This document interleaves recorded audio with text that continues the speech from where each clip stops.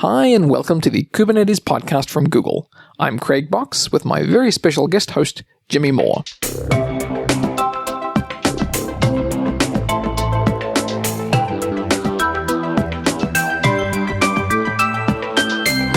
As a rule, we don't try and talk too much about current events, especially the unpleasant ones. But Jimmy was actually present in Manhattan 20 years ago this week when 9/11 happened, and I asked him to tell a little bit of his story of that day. Yeah, hey, thanks, Craig. First of all, I can't believe it's been 20 years, as I'm sure everyone says, because it happened when I was 21, and I'm only 31 now, so I'm not sure how the math is going. That is pretty magic math there. Yeah, and of course, I don't mean to glamorize it at all, but I feel like it's a story where people have a lot of questions, and they're curious about what actually happened beyond what we see on TV and the same images year after year or all the films that have been made. So I figured I'd share a little bit about what happened to me that day, and obviously, I was really fortunate. I lived in New York. I was an aspiring actor just out of college, and I lived in Queens. I was in Lower Manhattan with my two roommates, and we all had the same job. We were temping at a magazine, doing surveys for a magazine. We came out of the subway that day, and we actually heard the first plane hit and, came around the corner and saw this building with a giant hole in it, thinking, wow, I can't believe a plane just accidentally hit that building.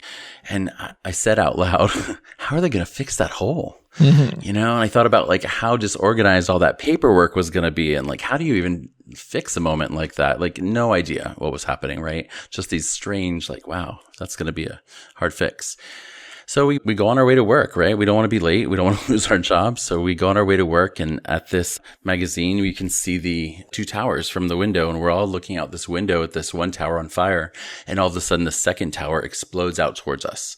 Not knowing it was a plane, but we saw it explode out. Debris hit our windows, and I looked at my roommates and I said, well, we're going to leave. And the woman who was supervising us, mind us, we were temps, so I think it was an intern that was supervising us. And she's like, well, I don't know if we're closing yet. And I was like, okay, well, I quit. So we're going to go. Mm-hmm. So I quit our job on the spot. I brought my two roommates to the ATM, and I said, we need to get some cash because the financial center of the universe is falling apart.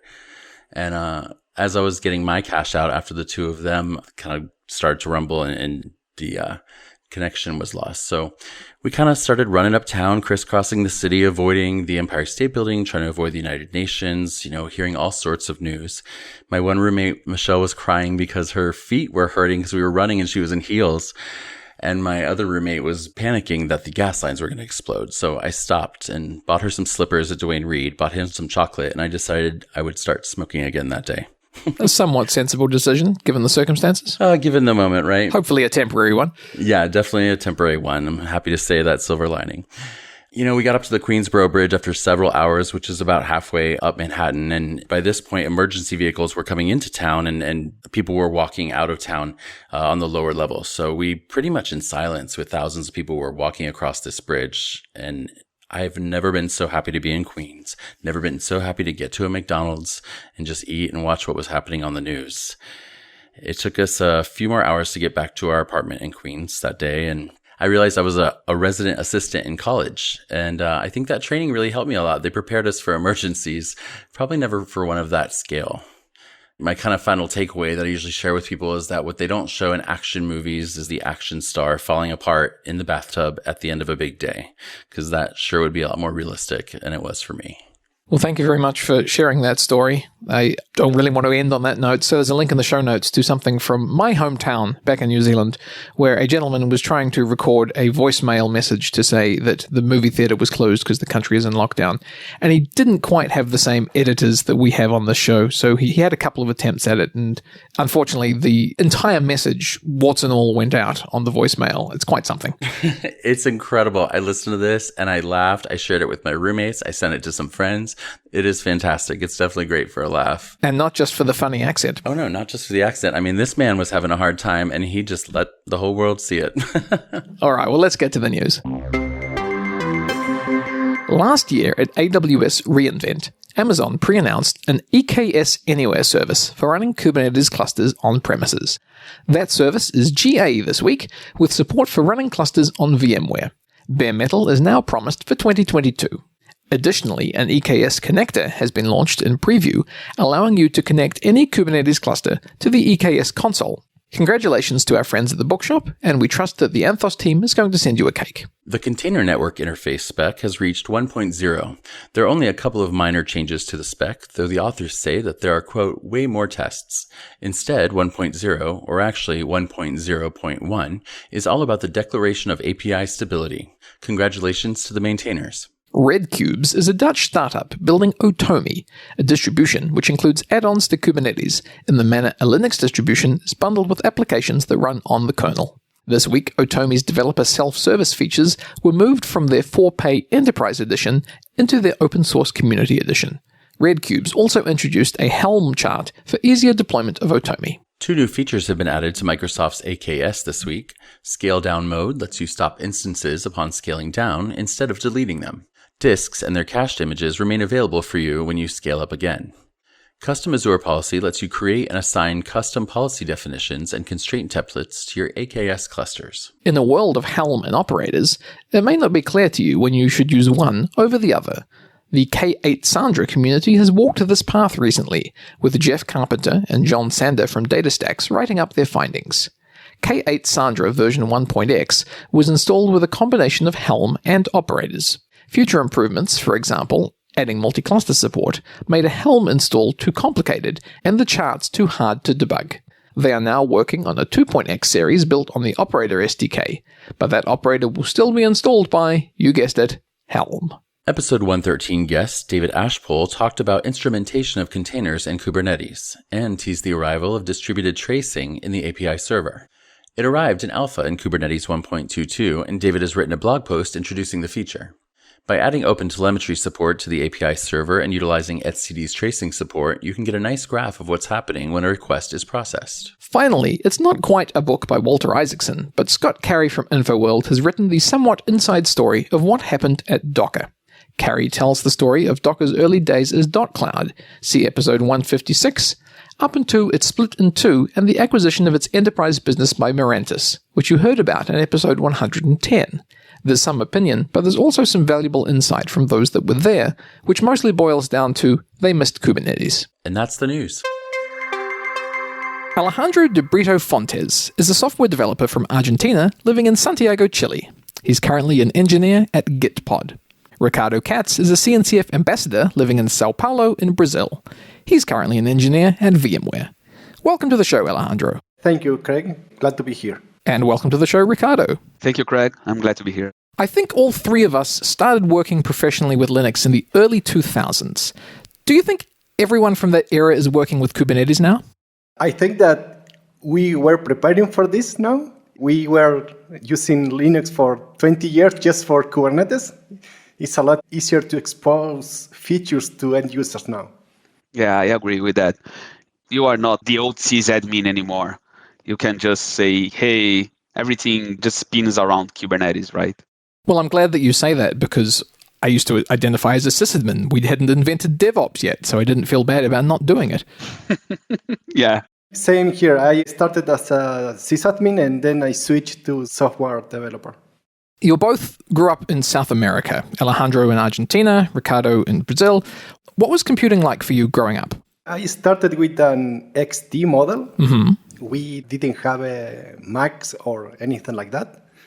And it was really hard because I still remember the modems and the connection to the internet in the early days. So yeah, it was fun, for sure. Yeah.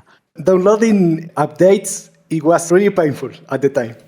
My mother is actually a software developer as well. Mm-hmm. I've got a computer at my home since I was like a child. It was a Dell 486, but I wasn't supposed to spend too much time on the computer because it was like the work tool of my mother, right? Mm-hmm. We've got, as Alejandro said, like those slow connections. By that time, I didn't actually got a connection, so I've used computers mostly to play pinball. The pinball in Windows 95, I guess, right? Windows 95. Yeah, the pinball one was really cool, or 98, I think. Many hundreds of hours must have been lost to that pinball game. Yeah, I'm playing the flight simulator in Microsoft Excel, the Easter egg one. Do you remember that one? Mm-hmm. It was mostly about that. We didn't got computers in school, for example. So it wasn't something that everybody got access early in South America. To be honest, I think that this is changing just right now. I got the privilege of having contact with computers early in my age. When you both started out in computing, was all the information available to you in English, or was any of it translated and available in Spanish or Portuguese? I learned English thanks to this, because my first book was the Slackware Bible, the first release a long time ago. Same to me. We've got, in the beginning of Linux, there was a cool guide in Portuguese called Foca Linux, which was a folk that translated a lot of things of Linux from English to Portuguese. So we've got a bunch of materials in Portuguese, and we have a strong open source community here. We've got a lot of folks translating, but the majority of materials, they were in English as well. What were your first contributions to open source? My real first contribution to open source was a documentation on some plugin from Elasticsearch. My development contribution, like doing some code, was for Harbor, the Docker registry from the company that I worked that was donated to CNCF. For me, it was fixed for Apache POI a long time ago. That was never merged. It was rejected, actually. So that was my first contact with open source. Not all contributions get accepted, unfortunately, but it doesn't seem like it put you off. Yeah, you can say that, yeah. You're both longtime maintainers and, in Alejandro's case, the originator of the ingress-nginx controller for Kubernetes. Tell me a little bit about the history of the project. When we take our time machine back, we will remember that Ingress didn't exist in Kubernetes 1.0, and when it was introduced in 1.1, there was support for Google Cloud's load balancer, but really nothing else. We need to keep in mind that working in the project for the last 6 years, I started in April of 2015, and at the time I was using something called CoreOS Fleet. It was almost perfect at the time. I was working also in the project called Days. It's an open source pass. At some point, I reached a limit with CoreOS Fleet. It was like something like 300 services. That was the reason that I started to research Kubernetes. Like you just said, at the time, there was no Ingress yet. You only have the core services, pods, services, and replica sets. Replication controllers. Yes, exactly. But at the time, there was a project called Contrib in the Kubernetes organization, where you can find a sub-project called Service Load Balancer. That basically is just a primitive controller, if you compare it with what we have now with KubeBuilder, that basically is a proxy with the templates. Some annotations in services allows you to expose some services in a centralized way. Of course, at the time, we had no client Go yet, so the bugs and all that stuff, it was interesting to find and in production, of course. But a couple months after I started using it, I started to contribute in the project. And by November, some members of the Google network team started to write what you will call now a KEP to something called Ingress. And the goal was to release it before 1.0. Like you just said, we have it there, but only with one implementation, the Ingress GCE controller. When I saw that, I started to think about the ingress-nginx. That was the origin of the project. The original idea was to use something called third-party resources. It's the father of the CRDs that we have now. That never was merged in the project. It was a really cool idea, but the API machinery was not there yet. And that's how I started the project. Eventually, someone asked me if I want to upstream the project, because this was in personal repository. The design work, I remember, largely being done by Tim Hocken and Prashanth Balasubramanian, better known as Beeps. Exactly. He was the person that asked me about the contribution to the project. Just to give an explanation of how the system worked, you have an ingress object, which you basically define what it is that you want in terms of routing rules, for example, to map external paths to service backends. And then you need some sort of controller that's running. If you have a load balancer available in your cloud, like the GCE implementation, it would take those rules and then program the load balancer. For someone who was running in bare metal or on an environment that didn't have that layer 7 load balancer, they would have to deploy one or more instances of some software that would handle that. You mentioned the service load balancer, and there was also an HA proxy router at the time.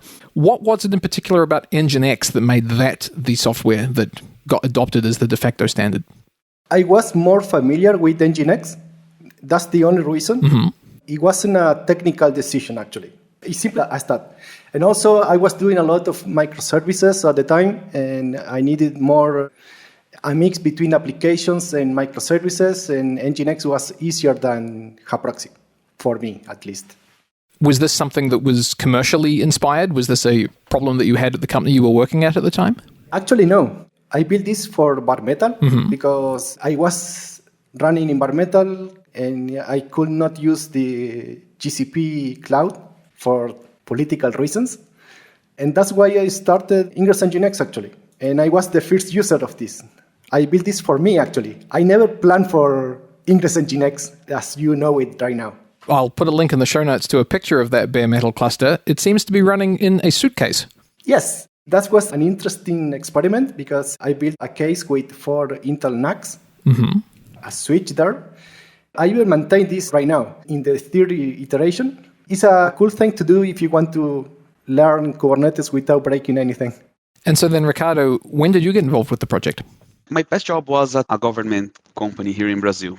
And we decided to use Kubernetes for all of the services. As Alejandro explained it, we started with service load balancer, which was pretty cool. I mean, because it was simple. It was a really simple, nice approach of adding annotations into services and it routing stuff for you. But it didn't scale well. By that time, Ingress didn't exist as well. So we couldn't use GCP as well because Brazilian government company, by that time, they weren't supposed to use any public cloud. I don't know how is this nowadays. So Ingress was released and I told my team, hey, look at this project. Let's try and see how it happens because this service load balancer is going to be deprecated and they have already marked that as deprecated, right? So we started to use ingress-nginx by that time. There was a folk in my team, which is João, and we have a fun story about that later, but João started doing some researches into the ingress-nginx and I was doing some researches with him and we decided to migrate from service load balancer to ingress-nginx by that time to have some scalability and some features that you didn't get into the service load balancer. And also because we were already on the bleeding edge, I guess, using Kubernetes on a government company, right? Because government, usually they say, oh, everything is so old. You have mainframes, you have all of those old machines. They are getting yellow inside the data center. So Kubernetes was already the bleeding edge. And we said, hey, we are already on the bleeding edge. So let's just use this Ingress and see how it breaks stuff for us. Would you describe Brazilian government infrastructure as more XT or more 486? I would say actually that we got a real modern architecture here. People usually think that government stuff, they are old, right? We actually have old processes. I can't say I am not already there, but we've got a lot of good employees trying to make things work on a modern way. So integrating things that always run on a mainframe with something modern like Kubernetes. And this got a lot of fun for me running those stuffs in bare metal. How does the controller know how many instances of nginx it needs to spin up to handle the traffic coming into the cluster? It doesn't. By default, there's no horizontal pod autoscaler enabled, but it expects that you set the number of replicas that you want. I imagine when you started the project, there was no horizontal pod autoscaler. Exactly, yes. So it's just down to the sysadmin, if you will, to decide how many instances they need to create. Yes. Basically, at the time, it was easier because it was just a daemon set, or the precursor of that, just one instance per node. A pet set. Exactly. This podcast is a fun journey through deprecated memory lane. You've created this project to scratch your own itch, to help run your suitcase of NUCs, as it were. When did you notice that people started using it? That's easy because when you start receiving feature requests to add new things, and you start hearing about new use cases that you never thought about. To be clear, I never expected to expose all the features from nginx. You can hear now that people complain about the number of annotations. And that is just a side effect of what we have at the time, only annotations. That's when I started to hear about the traction of the project. What features did you expect would be in the project? None. Just expose a service and the easy use cases. Okay. Not doing things like SSL pass-through or using it as a cache, for instance. And how much did the things that were possible in nginx influence how the ingress capabilities in Kubernetes evolved? This was like an experiment at the time because we didn't know exactly what users expect from something like Ingress. Keep in mind that when Ingress was released, there was no airbag at the time. No. So you can still hear people complaining about why I need to define the secrets in the same namespace that the Ingress. That means that I need to expose the secret to someone that maybe doesn't have the permissions. And that is just a side effect of how old Ingress is. Ricardo, do you remember what features worked for you and what things needed to be added when you came across this as an early adopter? Yeah, I do, because it was something like, we shouldn't be doing this in a cloud native world, but we are. The first one feature that I am taking a look is actually about TLS mutual authentication feature by itself, because we've got a lot of services that needed mutual authentication and users' credentials, and Ingress didn't support that. So that was the first one. But that one is good because security is good, right? The worst one, I know that still being used nowadays is about session affinity, because we've got a lot of Java with JSession IDs, the old Java server face stuff running inside Kubernetes. And when Ingress balances to one or other pod, you break the user workflow. So those were the first features that we've implemented into that. The original one, they were just fine. It dealt with a lot of traffic by that time without those features. Alejandro, you're maintaining this project in your evenings, and it's starting to become a very, very important part of Kubernetes. How did you handle the growing number of feature requests and the dependency that the community had on this project? I didn't realize this until 3 years ago. It was really fun at the time.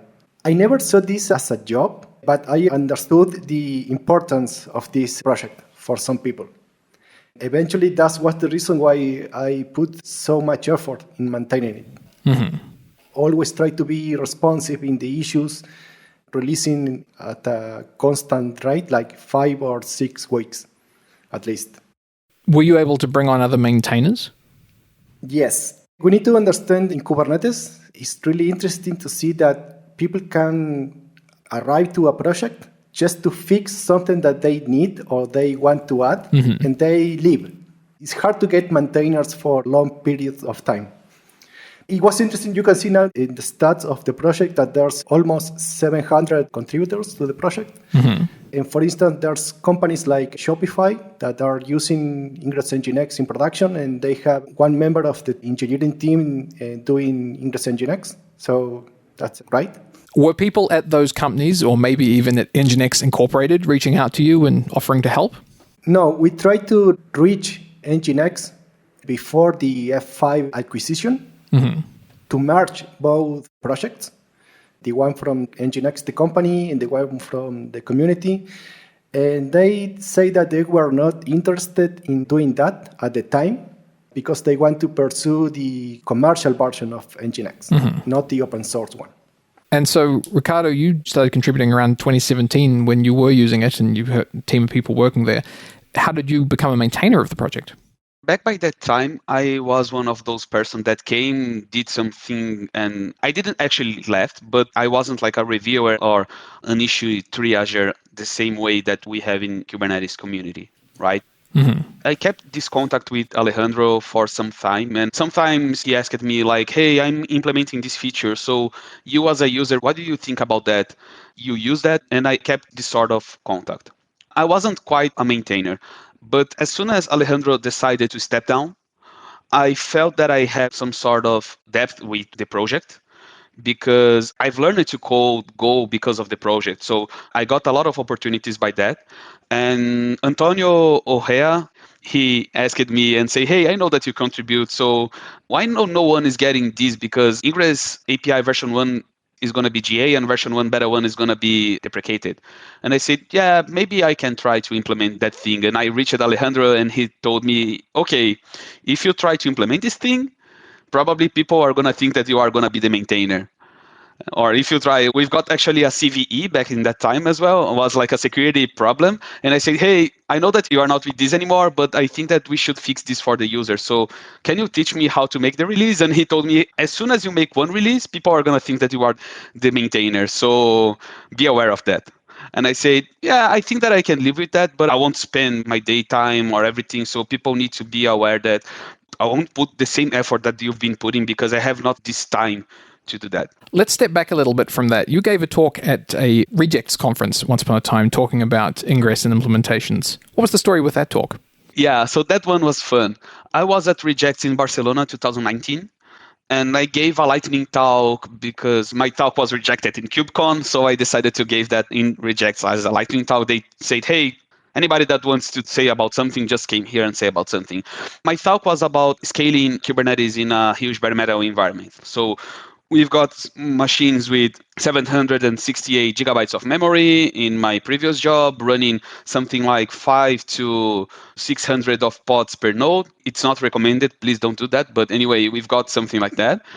Then I decided to tell people what were the problems that we faced with network policies and IP tables reconciliation. And one of the parts was, hey, we've got a lot of users and they have access to ingress and they can create their own ingress. And when they do something wrong, you get on a real problem because ingress became an infinite loop trying to reconcile objects and to reconcile stuff, and you get a lot of CPU and memory. So I started ranting not about ingress in nginx by itself, but saying, yeah, you might have problem with your users trying to do that and having a lot of CPU usage. So be aware of this problem. I know that ingress in nginx folks, they are working on dynamic reloads. Alejandro told about Shopify folks, Elvin. Anyway, just be aware that this might be a problem.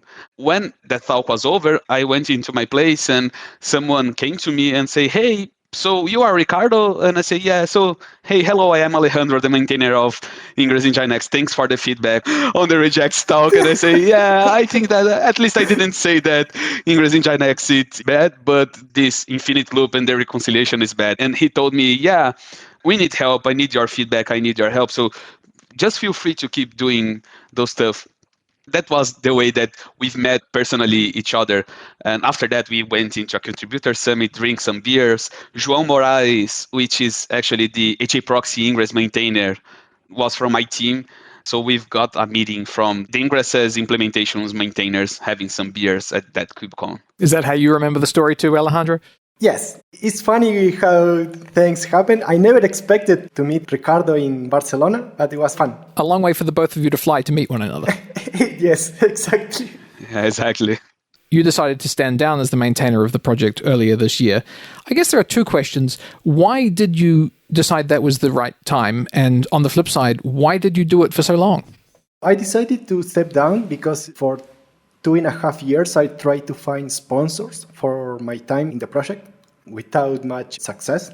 Now that I'm here, I need to say that in the last few months, Shopify sponsored part of my time. So thank you, Shopify, for that.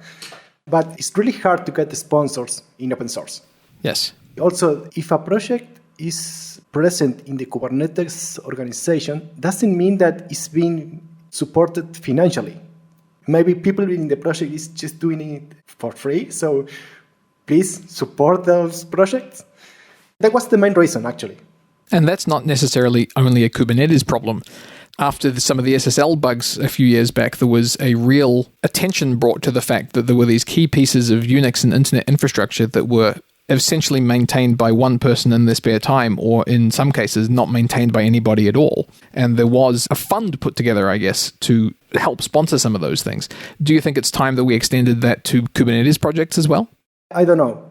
I think that this is a known problem. Everyone knows about this. This is not new, but someone needs to take action. Maybe the CNCF?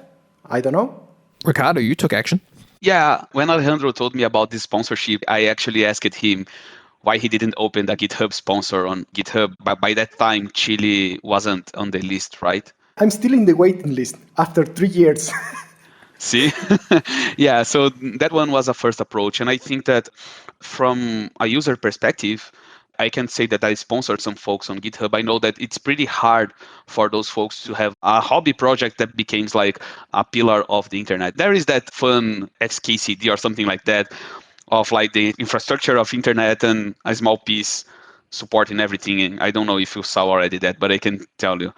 I saw that and I faced it like Alejandro position and the curl maintainer as well on that one, because it's not your day job. It's not something that pays your bills, right? It's just fun and it became important for people. So the action that I took was actually, I think that for Alejandro legacy as well, that project shouldn't die. Mm-hmm. And my action was, okay, I'm going to step forward to maintain that and try at least to form a community of people that wants to help.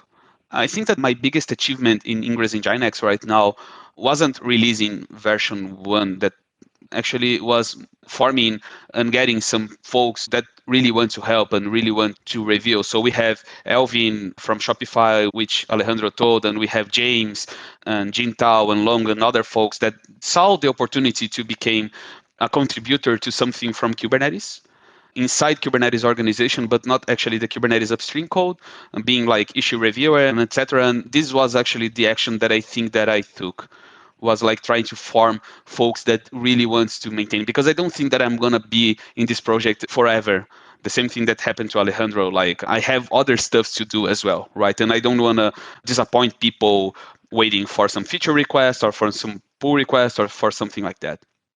Nginx Incorporated had a conference last week where they actually announced a greater commitment to open source and that they will have a full-time person working in the upstream ingress-nginx community. This is actually fun because they have reached me and James. Before they announced that, they said, hey, we want to help you with that. So how can we help you? And by that time, we have decided to make some bi-weekly meetings of the ingress-nginx as a signature project. And they have started to join. Some problematic issues like a core dump that's happening or ways to improve in Nginx, they actually are participating. They are helping with some issue triage and some code review. The good thing about that is that the project still keeps neutral. So that's not an Nginx incorporated project. It's still the Kubernetes community project. But my thought is that they knew that that was going to be bad for them if no one maintains that. Mm-hmm. It's still like the Nginx word on the Nginx ingress name, which is the mainly used project. So I think that once that project became unsupported, people would start migrating to other projects that would be Nginx, but would be something else, like HA Proxy, Contour, or anything else. Mm-hmm. So it was cool from their part to reach us and say, hey, okay, we want to help you in that, and we are going to put some effort in that. And they are really helping us during the meetings and doing some issue triage and helping with other codes. I just hope that sometime they decide to make hot reloads open source. I'm just kidding. The other thing that Kubernetes SIG Network is working on in the Ingress space is effectively the V2 implementation in the Gateway API. Part of the announcement from Nginx Incorporated was that they would be putting some engineers to work on that project as well, whether it be for the community version or for their commercial versions of Nginx. How do you see the transition between Ingress v1 to the new Gateway API? I'm going to talk about that, but Alejandro was also part of that on passing time, so I think that he can complement that. As I wasn't expecting to work on ingress-nginx or any other Ingress implementation by the beginning of this year, I wasn't following the Gateway API work that was being done by the community on that. So it's not something new to me because it was actually announced on KubeCon Barcelona 2019. So Bowie and team and other folks, they have shown their idea of Gateway API, but I wasn't following that. I think it's going to be good of having Nginx folks working on that. On the other hand, I need to give a shout out to Alejandro because the way that he implemented ingress-nginx, it's going to make my life easy. I wouldn't say too much easy because it's hard to migrate to Gateway API, but it's going to be easy to convert the structure expected from Gateway API to the structure expected from ingress-nginx. We are already planning the Gateway API implementation in ingress-nginx as well, as soon as we can get rid of all of the version 1 bugs and the problems with ingress class that we weren't expecting.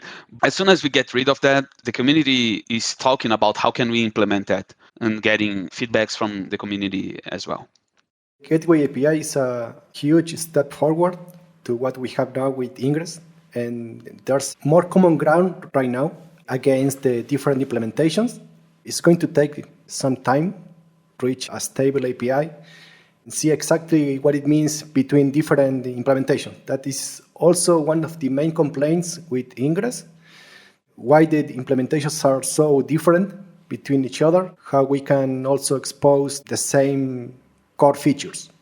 Now, both of you have taken on new roles in the Kubernetes ecosystem this year. Alejandro, you're now working for Gitpod, and Ricardo, you're now working for VMware. I imagine the experience that you had working on ingress-nginx may have been helpful during the job search process? Yes, of course. It's a lot easier now that you can show the work in the Kubernetes organization. So, yeah, it was easier than expected, you can say. Yeah, me too. This is my first role actually as a software developer. I've been always like a sysadmin, SRE. You can call whatever you want, depending on your age. Yeah, it was really helpful. Is working on ingress-nginx now part of either of your roles going forward? Not on mine. I do this mostly weekends or during night. Mostly on weekends. So we still need to get that GitHub sponsors page up for you, is what I'm hearing. If we've learned anything from Alex Ellis, it's that people just don't sponsor open source.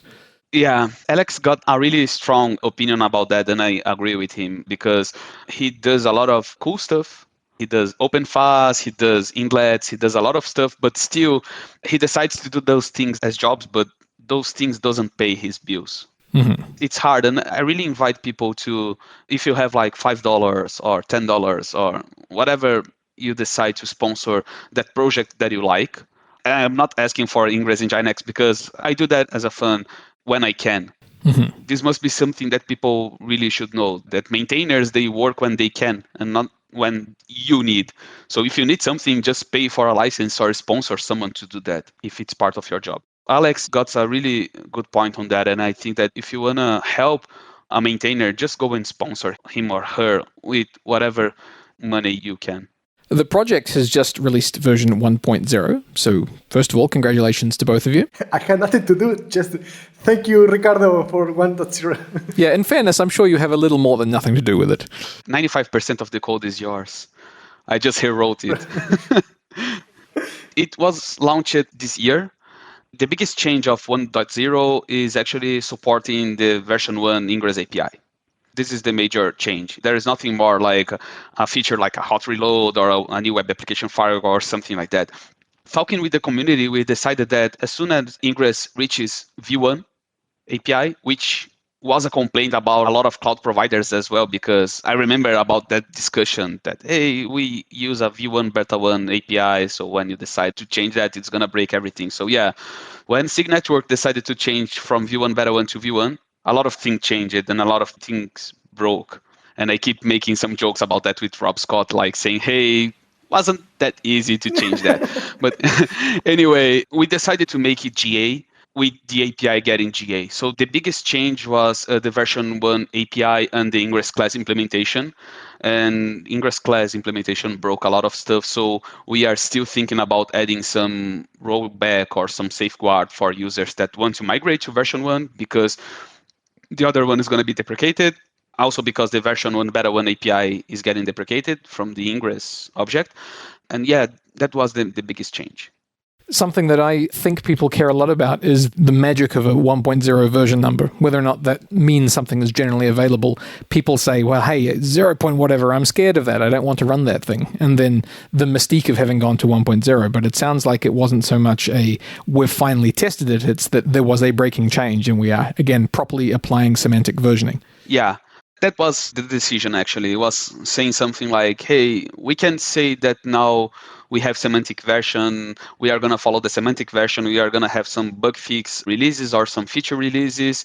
We are now happy that we have this stable API as well. So we can say that we have finally reached stable because the API reached stable on Kubernetes API. So now may have a deprecation plan as well.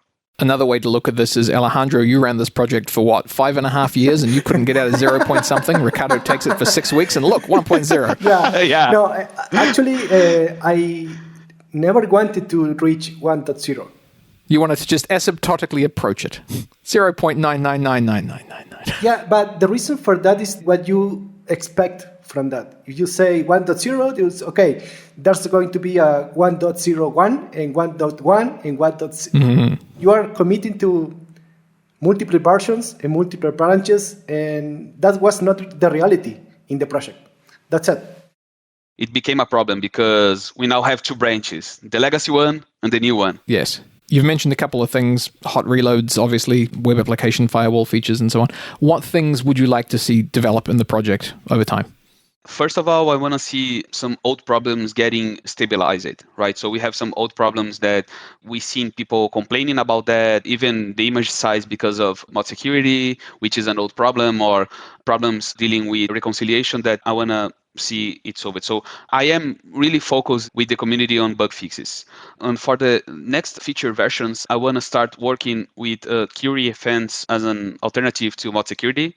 I don't want to drop mod security. Alejandro presented me the mod security maintainer, which is a Brazilian, and I didn't know about that. So it's really cool because we got this Falk as well. But I want to at least try to decouple things and leave for users the opportunity to choose which web application file you want, and those choices don't impact in the building process of ingress-nginx.